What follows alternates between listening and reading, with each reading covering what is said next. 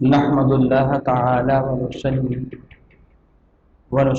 علی رسولہ المجتبی وعلی آلہ وصحبہ وبارک وسلم دائما ابدا اما بعد اعوذ باللہ من الشیطان الرجیم بسم اللہ الرحمن الرحیم الحمدللہ رب العالمین کہ رب ذوالجلال کے احسان اور کرم سے آج آپ کا سبق شروع ہوگا سورۃ الحدید شیفہ کی 8 نمبر آیت شیفہ سے آگے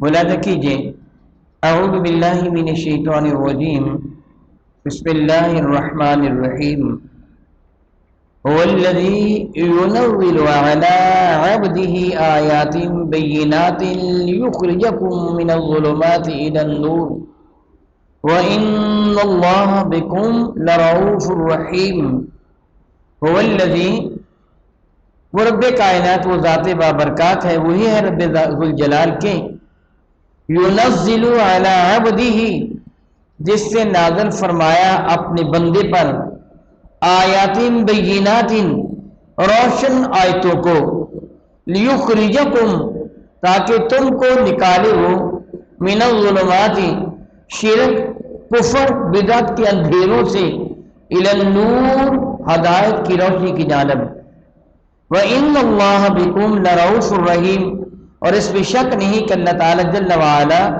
تم پر بہت ہی مہربان اور یقیناً بے یقین کرم نوازی فرمانے والا ہے، رحمت نازل فرمانے والا ہے۔ خالق کائنات جل وعلا نے اس آیت بارکہ میں اپنے ایک بہت بڑے احسان کا ذکر فرمایا، بہت بڑا احسان، بہت ہی بڑا احسان۔ کسی کو ہدایت کی دولت کا مل جانا اللہ تعالیٰ کا بہت بڑا احسان ہے۔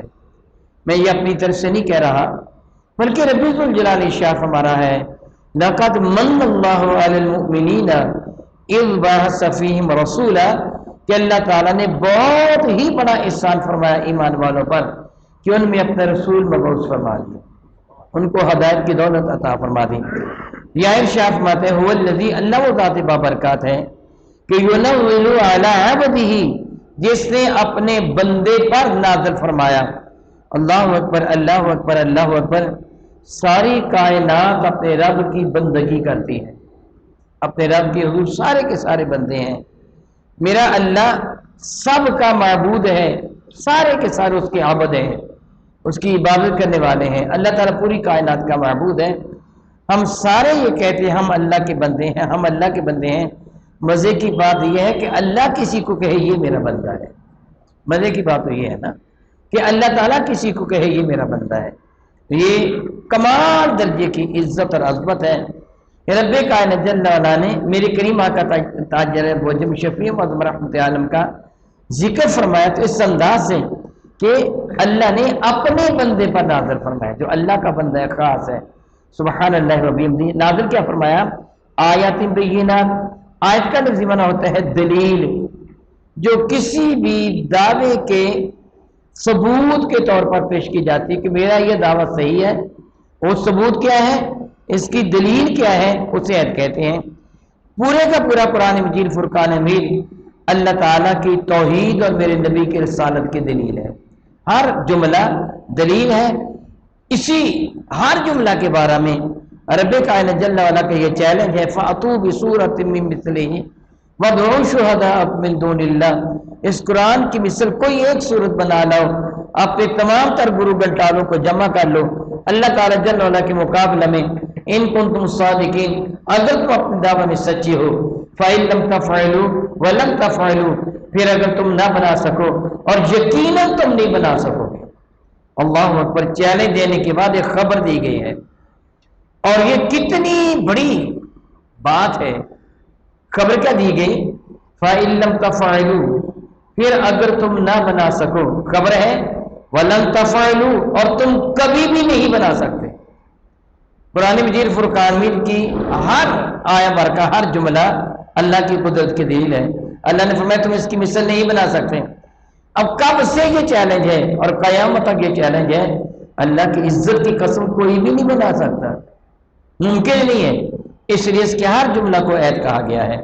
بینات मुबय्यन बयान कर देने वाली, खुल्लम खुल्ला एलानिया।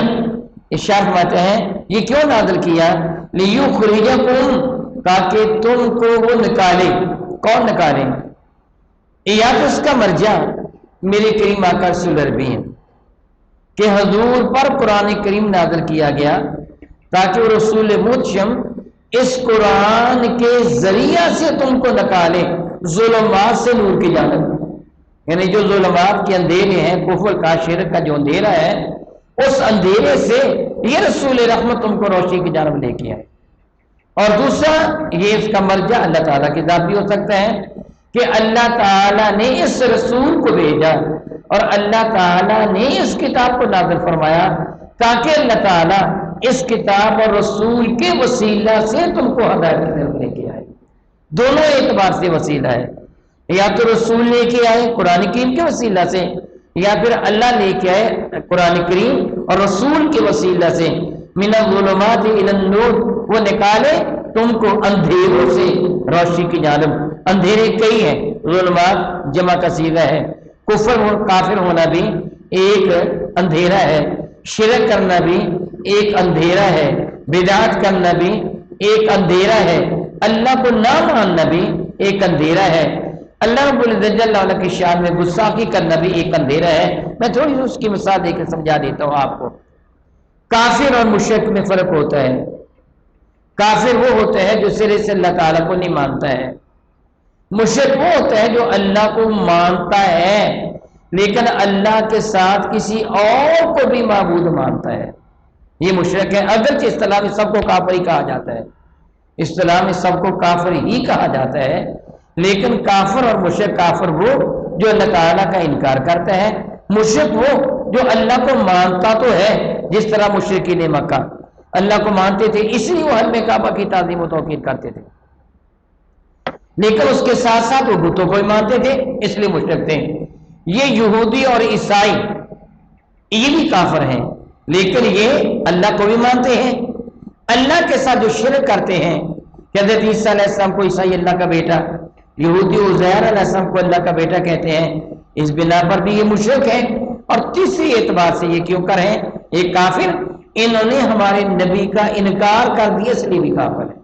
अगर वे अल्लाह को मानते हैं, जन्नत को मानते हैं, जहन्नम को मानते हैं, कयामत को मानते हैं, मुशरिकीन की तरह नहीं है कि मुशरिकीन क़यामत का इनकार करते थे या कहते थे ये बुत हमारे क़यामत के दिन सिफारशी बनेंगे, या ये कहते थे ये तनहा अल्लाह ताला कारोबार है, दुनिया नहीं चला सकता, ये बुत अल्लाह ताला के मुआवन हैं। ईसाइयों और यहूदियों का ऐसा कीदा तो नहीं है, इसके बावजूद वो काफिर है। यानी उन्होंने हमारे नबी का इनकार कर दिया। इसी तरह कादियानी कि उन्होंने हजूर की खत्म नबूवत का इनकार कर दिया, एक जाली शख्स को नबी मान लिया, इसी बात में वो काफिर है, हालांकि वो बुतों को नहीं पूछते हैं। यानी ये कुफर की कई किस्में हैं, वो ये सारे अंधेरे हैं, वो नबी, वो कुरान इन अंधेरों से तुम्हें रोशनी की जानिब लेके आता है। रोशनी हदायत एक है, अंधेरे कई हैं, जिस तरह भी मैंने गनवाया आपको। खल्ला के कायन जल्ल वाला इरशाद फरमाते हैं व इन्नल्लाह बिकुम लरऊफुर रहीम, बेशक अल्लाह ताला तुम पर बड़ा ही मेहरबान और रहमत फरमाने वाला है। अल्लाहु अकबर, अल्लाहु अकबर, अल्लाहु अकबर, अल्लाहु अकबर। उसकी इज्जत की कसम, बड़ा ही करीम है, बड़ा ही मेहरबान है। हम कितनी कोताहियां करते हैं, कितनी गलतियां करते हैं, कितने जुर्म करते हैं, मगर फिर भी वो अपनी शान रहमत और आफत से काम लेता हुआ हमें सजा नहीं देता, बल्कि हमें तरगीब देता है, मेरे बंदे अगरचे तो इतने गुनाह किए हैं कि सतह ज़मीन से लेके आसमान दुनिया तक की सारी खला, सारी फजा गुनाहों से बरी क्यों ना हो, सच्चे दिल से मुझसे मुआफ़ी मांग ले, मैं तेरे सारे गुनाहों को माफ़ फरमाऊंगा। कितना करीम है मेरा अल्लाह, कितनी रहमतें फरमाने वाला है। मजीद पर अल्लाह ने ये कितना करम किया, कितना करम किया हमारी रहनुमाई के लिए, हमें अंधेरों से निकालने के लिए, हमें जुल्मतों से निकाल कर नूर की तरफ लाने के लिए रब्बे कायनात ने अपना महबूब हमारे अंदर मबूस फरमा दिया। कितना बड़ा उसका करम है। इरशाद फरमाते हैं वमा लकुम, तुम्हें क्या हो गया है, अल्लाह तुनफिकू फी सबीलिल्लाह, तुम क्यों खर्च नहीं करते हो अल्लाह ताला जल्ल वअला की राह में। حالانکہ وللہ میراث السماوات والارض، زمین و آسمان کا مالک تو اللہ تعالیٰ ہے، ساری کائنات کا مالک تو وہ ہے، پھر تم کیوں خرچ نہیں کرتے ہو؟ اس کے دیے سے اس کی رضا کی خاطر خرچ کرنا ہے، وہ معاذ اللہ محتاج نہیں، وہ تو عطا کرنے والا ہے۔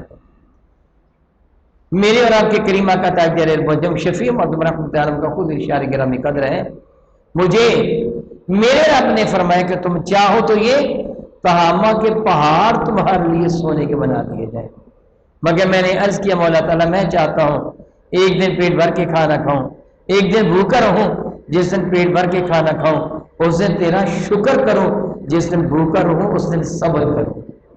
وہ تو چاہے پہاڑوں کو سونے کا بنا دے، وہ کہ تمہارا محتاج ہے کہ تم اس کی راہ میں دو گے تب اس کا کاروبار چلے گا؟ اللہ یعوذ باللہ تعالیٰ ثم اللہ یعوذ باللہ تعالیٰ، وہ چاہے تو پہاڑوں کو سونے کا بنا دے، وہ چاہے تو ساری زمین کو سونے کا بنا دے، اس کو کون سی کمی ہے؟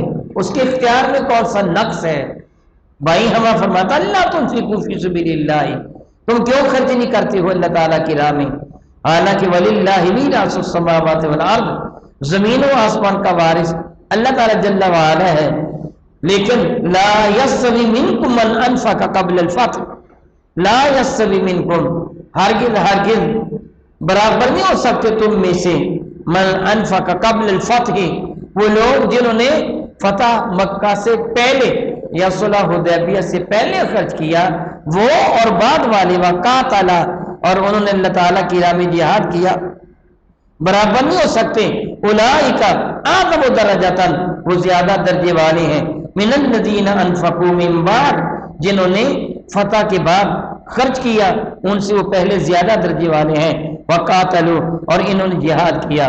سبحان اللہ تعالی و بحمدہ، سارے کے سارے صحابہ عظیم المرتبہ ہیں، جس طرح آیا باقا کے اگلے حصے سے ابھی آپ پڑھیں گے، لیکن سب کا مرتبہ بلند نہیں ہے، سارے صحابہ عظیم المرتبہ ہیں مگر سب کا مرتبہ یہ برابر نہیں ہے، بعض کا مرتبہ بعض سے زیادہ ہے، جس طرح وہ خلفائے راشدین کا مرتبہ، پھر وہ جو عشرہ مبشرہ ہیں ان کا مرتبہ، پھر وہ جو اصحاب بدر ہیں ان کا مرتبہ، پھر وہ جو مہاجرین ہیں ان کا مرتبہ، پھر وہ جو سابقون الاولون ہیں ان کا مرتبہ، پھر یہ کہ جو فتح مکہ یا صلح حدیبیہ سے پہلے ہی ایمان لانے والے ہیں ان کا مرتبہ۔ یہ وہ زمانے تھے سابقون الاولون، سب سے پہلے ایمان لانے والے، وہ زمانہ تھا جس زمانہ میں اسلام کا قبول کرنا اپنے آپ کو موت کے منہ میں دھکیلنے کے مترادف تھا، جان جوکھوں کا کام تھا۔ سیرت کی کتابوں کا کتب تواریخ کا مطالعہ کریں تو آپ کو پتہ چلتا ہے کہ صحابہ پر کتنا ظلم و ستم کیا گیا تھا، کس قدر معاذ اللہ تعالیٰ تکلیف سے ان کو دوچار کیا گیا تھا۔ کتنی بڑی بات ہے، بعض خواتین کی آنکھوں میں گرم کر کے سلاخیں پھیر دی گئی تھی میرے نبی پر ایمان لانے کی جرم میں، اللہ یعوذ باللہ تعالیٰ۔ مسلمانوں کو کافر گائے ذبح کرتے، اس کی کھال اتار کر کسی مسلمان کو اس میں لپیٹ کر رسی سے باندھ کر دھوپ میں پھینک دیتے۔ صحابہ کرام کو دیکھتے کوئلوں پر لٹایا گیا، آپ جانتے کہ دو اونٹوں کو درمیان باندھ کر چیر دیا گیا۔ اے رب کائنات تو بے شمار رحمت نازل فرما ان پاک باز ہستیوں پر، یہ خوش رسمیں بنا کر دن بخاک و خون غلطی دن، خدا رحمت کنتی پاک مانے پاکتینت نا، رب کائنات جل وعلا ان لوگوں پر اپنی بے شمار رحمتوں کو نازل فرمائے کہ جنہوں نے اسلام کی خاطر اپنا سب کچھ قربان کر دیا۔ ان پہ ظلم و ستم کے پاس توڑے گئے، قبول کیا انہوں نے، ان کا درجہ کیوں بلند نہ ہوگا؟ اگر میرا اللہ اتنا کرم فرما رہا ہے کہ میرے نبی فرماتے ہیں صلی اللہ تعالیٰ بدائم ابدا، من اکبر قدمہ فی سبیل اللہ حرم اللہ علی النار، جس کے قدموں پر اللہ تعالیٰ کی راہ میں گرد و غبار پڑ جائے رب ذوالجلال اس پر جہنم کی آگ حرام فرما دیتا ہے۔ جو اللہ قدموں پہ پڑنے والے گرد و غبار کا اجر بھی ضائع نہیں ہونے دیتا، تو کیا دیکھتے ہوئے کوئلوں پر لیٹنے والے کا اجر ضائع ہو ہی نہیں دے گا؟ کیا اونٹوں کے درمیان باندھ کر چر جانے والوں کا اجر ضائع ہو ہی نہیں دے گا؟ کیا گلے میں رسی باندھ کر سنگلاخ زمین پر کھینچا گیا جن کو جسم سے چمڑی ادھر گئی، کیا ان کے اجر کو ضائع ہونے نہیں دے گا؟ کیا گرم گرم لوہا جن کے سروں پہ رکھا جاتا سیدنا خباب رضی اللہ تعالیٰ عنہ ان کے اجر کو ضائع ہونے نہیں دے گا؟ کیا دن رات جن پہ ظلم و ستم توڑا جاتا تھا کیا ان کے اجر کو ضائع ہونے نہیں دے گا؟ نہیں، ان کا درجہ بہت بلند ہے، بہت بلند ہے۔ اللہ تعالیٰ فرماتے ہیں وہ کون لوگ ہیں؟ اولئک اعظم درجۃ، ان کا درجہ اعظم ہے، بہت بلند درجہ ہے ان کا، بہت بلند درجہ ہے ان کا۔ اور پھر فتح مکہ سے پہلے ایمان لانے والے اس وقت تک کافر تعاقب میں تھے، مسلمانوں کو شہید کرنے کے درپے تھے۔ صلح حدیبیہ کے بعد یا فتح مکہ کے بعد پھر یہ راہیں آسان ہو گئی تھی، اب مسلمانوں کو تنگ نہیں کیا جاتا تھا، وگرنہ کیا ہوا تھا؟ اہل ایمان ہجرت کر کے حبشہ کی جانب چلے گئے تھے، مسلمان ہجرت کر کے حبشہ کی جانب، دریا میں اس زمانہ میں کشتیاں اتنی سادہ تھیں کہ سفر کرتے ہوئے کلیجہ منہ کو آتا تھا۔ بادبانی کشتیوں میں ایمان والے ہجرت کر کے مکہ مکرمہ سے حبشہ کی جانب چلے گئے تھے، پھر وہاں سے ہجرت کر کے واپس آئے، پھر ان کو واپس جانا پڑا، پھر مدینہ طیبہ کی طرف ہجرت کر کے چلے گئے۔ یہ سب کچھ کیوں تھا؟ اپنی جان بچانے کے لیے، بلکہ اس سے بڑھ کر اپنا ایمان بچانے کے لیے انہوں نے سب کچھ کیا تھا، اس لیے ان کے درجے بہت زیادہ ہیں۔ انہوں نے خرچ کیا اس وقت کہ جس وقت ضرورت تھی، جس وقت شدید ضرورت تھی۔ حضرت سیدنا صدیق اکبر نے بہت سارے غلام اور لوڈیاں اپنی جیب سے خرید کر اللہ کے نام پر آزاد کیے، جو میرے نبی پر ایمان لے آئے تھے۔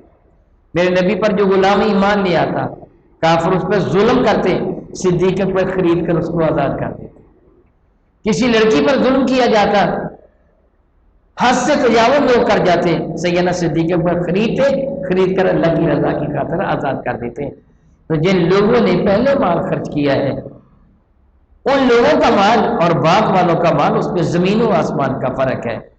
اس جگہ آپ کو اس بات کا احساس ہوگا کہ اللہ کی رضا کی خاطر مال خرچنے والوں کو اللہ تعالیٰ کتنا محبوب جانتا ہے۔ سیدنا انس بن مالک رضی اللہ تعالیٰ فرماتے ہیں، ایک دن کا ذکر ہے، میں بارگاہ ساتھ ماں پہ حاضر تھا، یہ غزوہ تبوک کا واقعہ ہے۔ صدیق اکبر بارگاہ اقدس میں حاضر خدمت ہے، اور صدیق اکبر نے جو آبا پہن رکھی تھی وہ ٹاٹ کی آبا تھی، آبا جو چادر انہوں نے زیب تن کر رکھی تھی اپنا سطر ڈھانپنے کے لیے، اور ان کے جو بٹن تھے وہ کھجور کی شاخوں کے پتے یا کانٹے تھے۔ ہوا کیا تھا کہ سیدنا صدیق اکبر نے اپنے گھر کا سارا اثاثہ بارگاہ بیت اللہ میں پیش کر دیا تھا، حتیٰ کہ اپنا کرتا اتار کر بھی اور تہمد کی جگہ بھی ٹاٹ اپنے بدن کے گرد گرد لپیٹ لیا تھا۔ ٹانٹ کو گاٹ نہیں آتی، موٹا ہوتا ہے، باندھا نہیں جا سکتا، آپ نے کھجور کے پتوں کے ساتھ اس کو سی لیا تھا تاکہ سطر نہ ننگا ہو جائے۔ کھجور کا پتا ادھر سے داخل کر ادھر داخل کے گاٹ دے دی، ایسے کر کے ان کو باندھ دیا تھا، اور کچھ زیادہ کانٹوں کے ساتھ اس کو باندھا ہوا تھا۔ صدیق اکبر بیٹھے تھے، انس فرماتے ہیں جبریل امین حاضر ہوئے میرے نبی کے دربار مقدس میں۔ حضرت سیدنا صدیق اکبر دیکھ کے کہنے لگے، یا رسول اللہ، ابو بکر نے اپنی حالت کیا بنا رکھی؟ یعنی ایک پرانا ٹاٹ زمین پر بچھانے والا، وہ چٹائی اپنے بدن کے گرد لپیٹ رکھی ہے، کیا حالت بنا رکھی ہے ابو بکر نے؟ میرے نبی فرمانے لگے، دراصل ابو بکر نے اپنا سب کچھ اللہ کی رضا کی خاطر میرے قدموں میں لا کے پیش کر دیا، سب کچھ کر دیا۔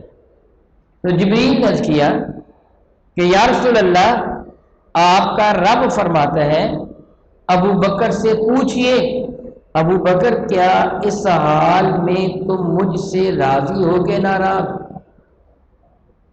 ابو بکر اس حال میں، جس حال میں اب تم ہو، تم مجھ سے اللہ اکبر اللہ اکبر اللہ اکبر اللہ اکبر اللہ اکبر غور کیجیے۔ ہر شخص یہ چاہتا ہے میرا رب مجھ سے راضی ہو جائے۔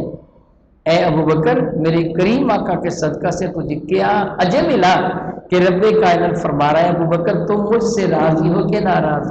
اللہ فرما رہا ہے۔ سیدنا صدیق اکبر کی آنکھوں میں آنسو آ گئے۔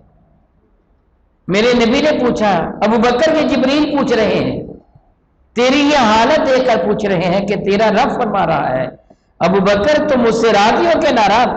ابو بکر آنکھوں میں آنسو لیے رو پڑے، عرض کرنے لگے یا رسول اللہ کیا میں اپنے رب سے ناراض ہو سکتا ہوں؟ ممکن ہے؟ میں اپنے رب سے راضی ہوں، میں اپنے رب سے راضی ہوں، میں اپنے رب سے راضی ہوں۔ 3 مرتبہ انہوں نے عرض کیا میں اپنے رب سے راضی ہوں، میں اپنے رب سے راضی ہوں۔ پھر جبریل نے خوشخبری سنائی، یا رسول اللہ آپ کا رب فرماتا ہے ابو بکر کو میرا سلام کہہ دو۔ اللہ اکبر اللہ اکبر اللہ اکبر۔ صدیق اکبر تیری کتنی بلند شان، میں آپ کے نالان مقدس پر قربان جاؤں، ان قدموں کی خاک پر قربان جاؤں جو صدیق اکبر کے قدموں کو چومنے والی ہے۔ جبریل امین نے عرض کیا کہ یا رسول اللہ آپ کا رب فرماتا ہے ابو بکر کو میرا سلام کہو اور اسے کہو جس طرح تو مجھ سے راضی ہے میں تجھ سے راضی ہوں۔ اللہ اکبر اللہ اکبر اللہ اکبر۔ کتنا شان ہے غلامان مصطفیٰ کا، کتنی قدر منزلت ہے اللہ تعالیٰ کی حضور صحابہ کرام کی۔ رب کائنات جل وعلا ارشاد فرماتے ہیں کہ جنہوں نے فتح مکہ یا صلح حدیبیہ، دو معنی ہیں، صلح حدیبیہ کے وقت معاہدہ تحریر ہو گیا تھا، تب بھی آسانی ہو گئی تھی، اب کافر مسلمانوں کو تنگ نہ کرتے تھے۔ فتح مکہ کے بعد تو پھر زمام اقتدار ہی میرے نبی کے ہاتھ میں آ گیا تھا، پھر کسی کی ضرورت کیا تھی تنگ کرنے کی؟ تو فتح سے مراد یا صلح حدیبیہ یا فتح مکہ۔ وقاتل اور انہوں نے جہاد کیا، اولئک اعظم درجۃ من الذین انفقوا من بعد، ان کا درجہ بہت بڑا ہے ان کے مقابلے میں جنہوں نے بعد میں خرچ کیا، وقاتلوا اور جہاد کیا۔ لیکن یاد رکھو تمہارے ذہن میں کوئی ایسی بات نہ آنے پائے، رب کی فرماتا ہے کل وعد اللہ الحسنی، میں اللہ نے سب سے بھلائی کا وعدہ فرما دیا ہے۔ اللہ اکبر اللہ اکبر اللہ اکبر اللہ اکبر۔ جو بھی دامن مصطفیٰ کریم سے وابستہ ہوا میرے رب نے ان کے جنتی ہونے کا وعدہ فرما دیا۔ کلم وعد اللہ، ایک آدھ نہیں، کلن، سارے کے سارے صحابہ۔ وہ صحابی کی شرط پر پورے اترتے ہو، اور صحابی کی شرط کیا ہے؟ صحابی کسے کہا جاتا ہے؟ جس نے نگاہ ایمان سے میرے نبی کے جھوٹے صحابہ کی زیارت کی ہے، زیارت نہ بھی کی ہو ان کی صحبت میں بیٹھا ہے۔ جس طرح عبداللہ ابن ام مکتوم نابینا تھے، زیارت تو نہیں کر سکتے تھے لیکن صحبت فیض درجت میں حاضر تھے، زیارت کی جو صحبت اقدس پہ بیٹھا اور ایمان کے ساتھ ہی دنیا سے چلا گیا۔ بعض وہ لوگ تھے تو مرتد ہو گئے تھے، وہ صحابی نہیں کہلوا سکتے، مرتد ہو گئے، وہ تو ایمان کے ساتھ دنیا سے گئے ہی نہیں، وہ تو کافر ہو کے گئے۔ ایمان کے ساتھ وہ نبی پر ایمان لے کے آیا، پھر ایمان کے ساتھ ہی دنیا سے گیا، وہ صحابی ہے۔ اور کچھ وہ تھے جو صحابی تھے پھر تابعی ہو گئے۔ صحابی وہ ہوتا ہے جس نے رسول رحمت کو ایمان کی نگاہوں سے دیکھا، اور تابعی وہ ہوتا ہے جس نے صحابی کو دیکھا۔ اس اعتبار سے علماء کرام فرماتے ہیں سیدنا صدیق اکبر رضی اللہ تعالیٰ کے زمانے برکت نشان میں جو لوگ مرتد ہو گئے تھے اب وہ صحابیت کے درجے سے گر گئے، صحابی نہ رہے، کافر ہو گئے، اور پھر وہ ایمان لے آئے۔ کچھ قبائل کے کچھ لوگ ایمان لے آئے، اب جو ایمان لے کے اب تو حضور کی زیارت نہیں کر رہے، اس لیے ہم انہوں نے صحابہ کی زیارت کی، پہلے صحابی تھے پھر یہ تابعی ہو گئے۔ رب کریم فرماتے ہیں کہ کل وعد اللہ الحسنی، اللہ تعالی نے سب سے بھلائی کا وعدہ فرمایا ہے۔ واللہ بما تعملون خبیر، اچھی طرح جان لو تمہارے عملوں سے تمہارا رب بہت اچھی طرح واقف ہے۔ صحابہ پہ زبان تام دراز کرنے والے، ذرا سوچو ان کا رب ان کو کیا فرما رہا ہے۔ نبی کے صحابہ کے بارے میں تم کہتے ہو تمہاری کرتوتوں سے تمہارا رب اچھی طرح واقف ہے، تمہاری کرتوتیں کیا ہے؟ صحابہ کرام کا مرتبہ مقام کیا تھا اور تمہاری کرتوتیں کیا ہیں؟ اللہ تعالیٰ جل وعلا بہت اچھی طرح جانتے ہیں۔ سبحان اللہ تعالی و بحمدہ۔ کیا قرآن مجید فرقان مید کو سمجھ کر پڑھنے والا اہل بیت مصطفیٰ یا میری کریم آقا کے صحابہ کی شان میں گستاخی کر سکتا ہے؟ کبھی بھی نہیں، کبھی بھی نہیں کر سکتا۔ نہ اہل بیت کی شان میں گستاخی کر سکتا ہے نہ صحابہ کی شان میں، کہ اللہ نے سب سے بھلائی کا وعدہ فرما رکھا ہے۔ ہاں البتہ وہ یہ دعا ضرور کرتا ہے، اے اللہ تعالیٰ تو مجھے زندہ رکھ تو اپنے محبوب بندوں کی محبت میں، موت ہے تو ایمان پر، قیامت کے دن میرا حشر اپنے محبوب بندوں کے زمرہ میں فرمانا۔ آمین ثم آمین۔ او کما قال اللہ تبارک و تعالی واللہ تعالی اعلم باسرار کتابہ۔